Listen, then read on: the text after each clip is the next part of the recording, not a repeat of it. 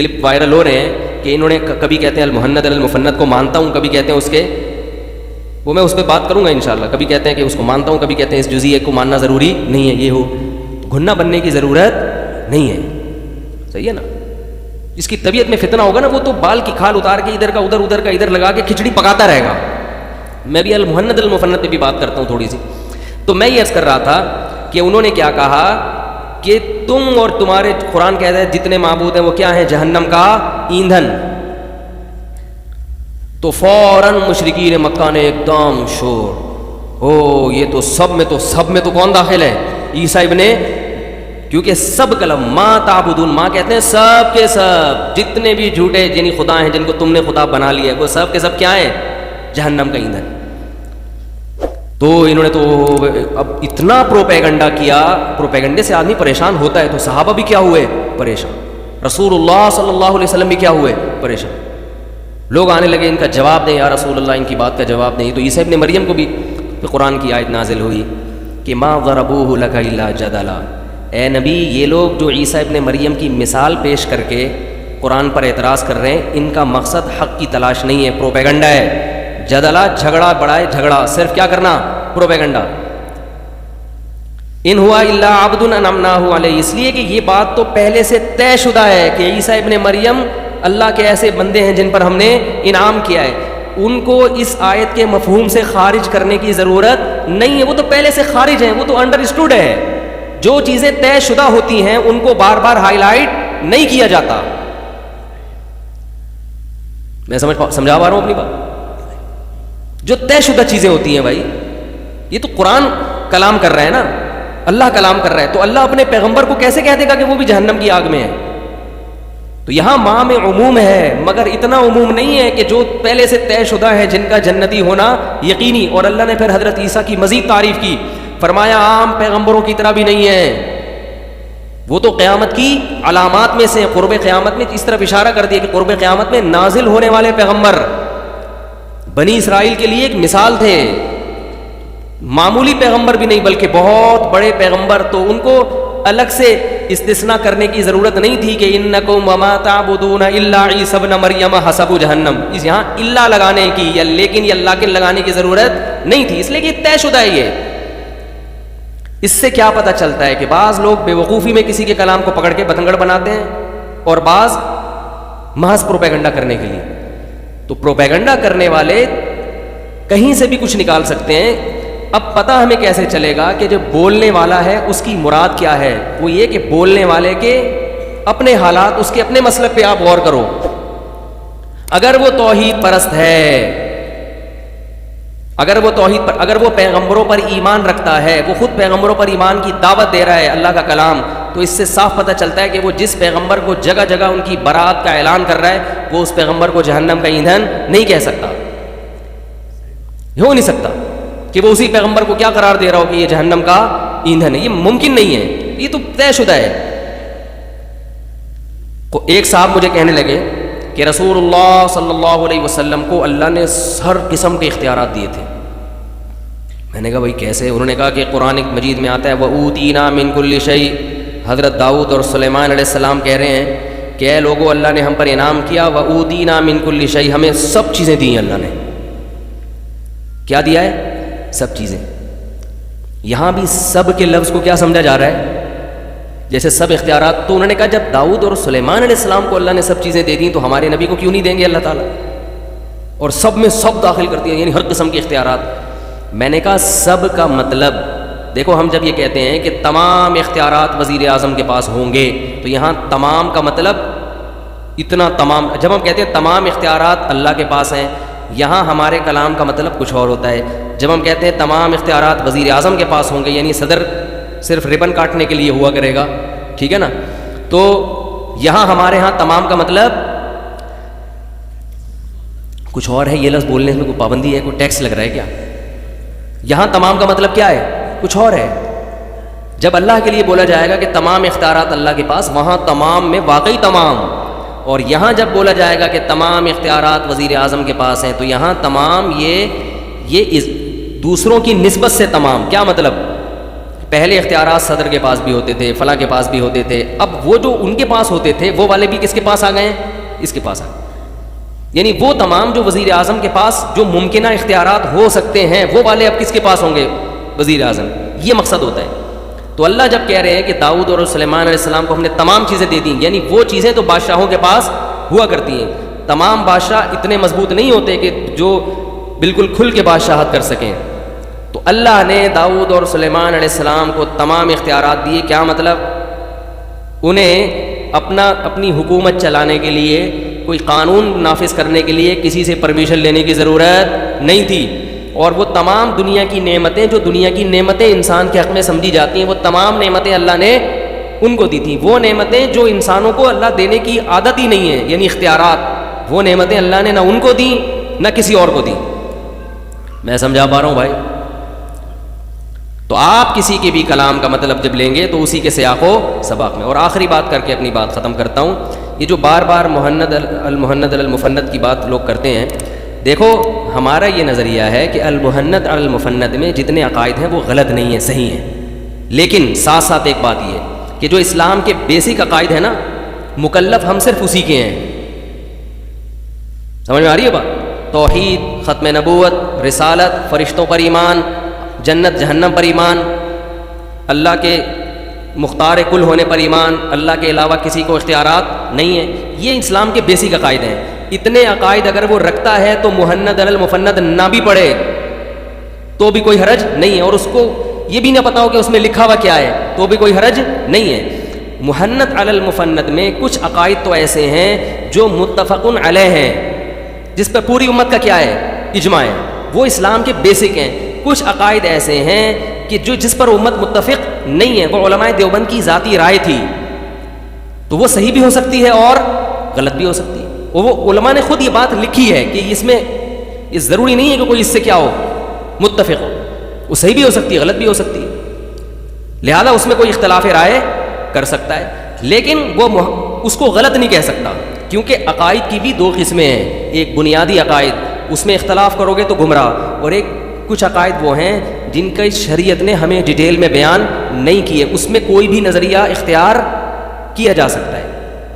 جیسے میں نے یہ مسئلہ بیان کیا تھا کہ نبی صلی اللہ علیہ وسلم کے جسد اطہر سے جو مٹی ٹچ ہو رہی ہے وہ عرش سے افضل ہے.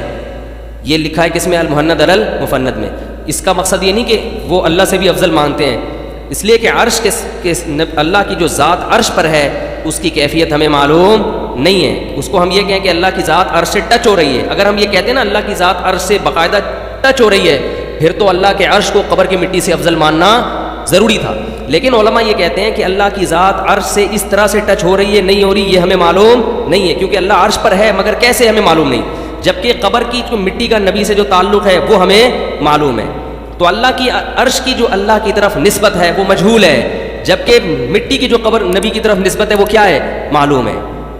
اب میں نے یہ بیان میں بات کہی تھی کہ یہ عقیدہ ہے پیچیدہ، پبلک کو اتنی گہرائی میں جانے کی ضرورت نہیں ہے. یہ علماء کی رائے تھی، انہوں نے لکھ دی. کوئی اس رائے سے اختلاف کرتا ہے تو بھی ٹھیک ہے، وہ کہتا ہے نہیں عرش زیادہ افضل ہے قبر کی مٹی سے تو بھی ٹھیک ہے. اور اگر کوئی یہ کہتا ہے کہ مجھے نہیں پتا کہ عرش زیادہ افضل ہے یا قبر کی مٹی تو بھی ٹھیک ہے، کیونکہ اس کے بارے میں آخرت میں سوال بولو نا بھائی نہیں. ہاں یہ ضروری ہے کہ اللہ کی ذات وہ نبی سے افضل ہے، اتنا ایمان رکھنا ضروری. سمجھ میں آ رہی ہے بات؟ تو المہند علی المفند ہمارے پاس درجنوں غیر مسلم آتے ہیں الحمدللہ جو رابطہ کرتے ہیں اسلام کے لیے. کسی کو بھی ہم یہ نہیں کہتے کہ جب تک المہند علی المفند نہیں پڑھو گے اسلام نہیں ہوگا تمہارا. کچھ چیزیں پیچیدہ ہیں، اور وہ کس عذر سے علماء نے لکھی تھی وہ بھی میں بیان میں ریکارڈ کرا چکا ہوں. آپ کہیں گے جب اتنی پیچیدہ چیزیں ہیں تو پبلک میں لانے کی ضرورت کیا تھی؟ وہ کس تناظر میں لکھی گئی ہیں وہ میں بیان میں ریکارڈ کرا چکا ہوں. تو المہند علی المفند میں جو بیسک اسلام کے عقائد ہیں وہ تو سب مانتے ہیں، اس کے علاوہ جو چیزیں ان میں کچھ جزیات میں علماء کا اختلاف ہے. تو ہم دونوں علماء کو کیا سمجھتے ہیں؟ جو علماء کہتے ہیں کہ عرش مٹی سے افضل ہے وہ بھی ٹھیک ہے، جو کہتے ہیں کہ مٹی عرش سے کیا ہے افضل ہے. بعض لوگوں نے کہا کہ نہیں عقیدے میں اختلاف جائز نہیں ہے، یہ غلط ہے. بنیادی عقیدوں میں اختلاف جائز نہیں ہے. عقیدوں کی جب باریکیوں میں جاؤ گے تو وہاں جب اتنی باریکی میں گھسو گے تو اختلاف بھی ہوگا. اسی وجہ سے ہم عوام کو وہاں تک جانے کی اجازت نہیں دیتے.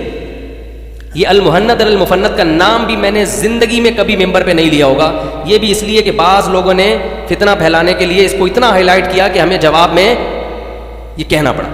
ورنہ میں نے درس نظامی کے دوران المہند المفند نہیں پڑھی. اگر ہمارے علماء سمجھتے کہ یہ اسلام کے بیسک بنیادی عقائد ہیں تو پھر ہمارے مدارس میں بطور نصاب یہ ہر مدرسے میں ہوتی ہے.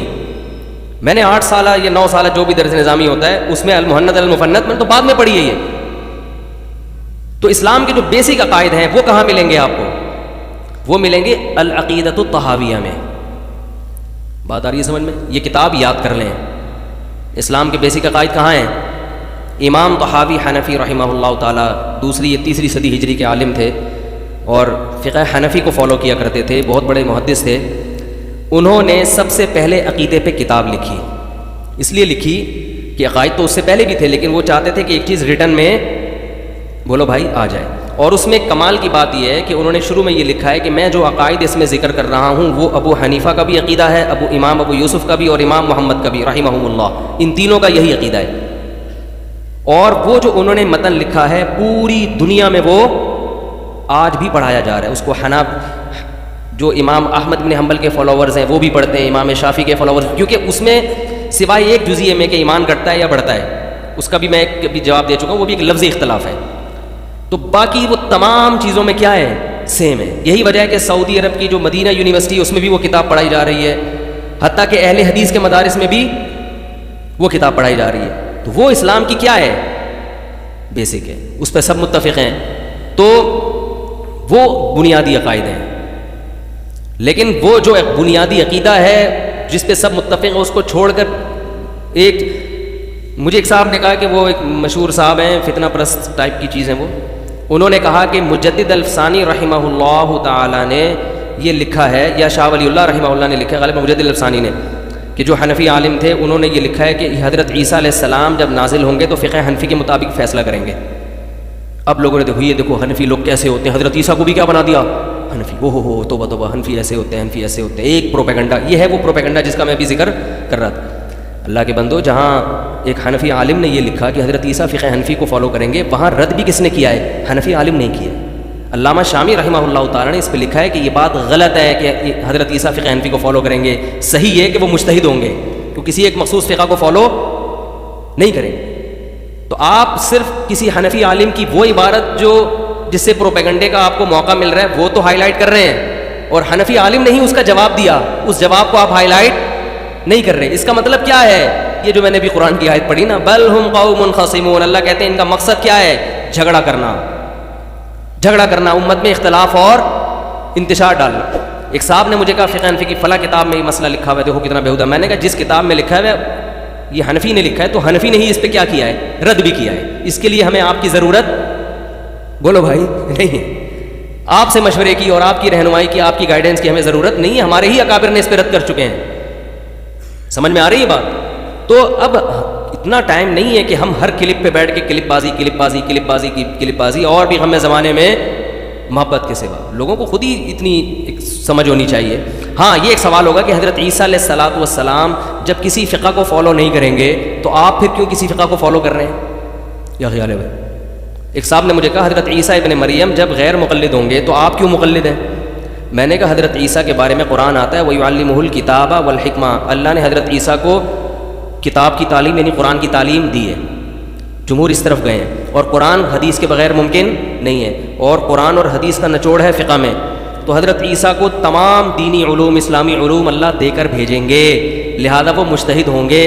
ہم تقلید کے قائل ہیں آپ جیسے لوگوں کے بارے میں اور اپنے جیسے جاہلوں کے بارے میں. آپ کہہ سکتے ہیں اپنے آپ کو جاہل کہہ رہے ہیں، تو ہم آپ کے مقابلے میں اپنے آپ کو جاہل نہیں کہہ رہے، ہم مجتہدین کے مقابلے میں اپنے آپ کو جاہل. آپ کے مقابلے میں بہت پڑھے لکھے ہیں الحمدللہ. مجتہدین کے مقابلے میں ہم کیا ہیں؟ ابو حنیفہ کے مقابلے میں 0 ہیں، امام شافعی کے مقابلے میں 0 ہیں. تو اسی طرح جب حضرت عیسیٰ ابن مریم نازل ہوں گے تو ان کے علم کے مقابلے میں ہم کیا ہوں گے؟ 0. تو ہم اس وقت امام ابو حنیفہ کی تقلید چھوڑ کے کس کی تقلید شروع کر دیں گے؟ حضرت عیسیٰ کی. تو پہلے بھی مقلد تھے، بعد میں مقلد رہیں گے. پہلے ایک مجتہد کی کر رہے تھے، جب اس سے افضل آ گیا تو اس کو بولو بھائی چھوڑ دیں. مسئلہ آپ کے ساتھ ہوگا. اس وقت آپ نے علمی کتابی کی تقریریں شروع کر دیں اور حضرت عیسیٰ کے فتوے کی تقلید نہیں کی آپ نے. وہ بتا رہے ہیں کہ جائز ہے، آپ کے میں علمی کتابی ہوں، میں کسی کو فالو بولو بھائی نہیں کرتا.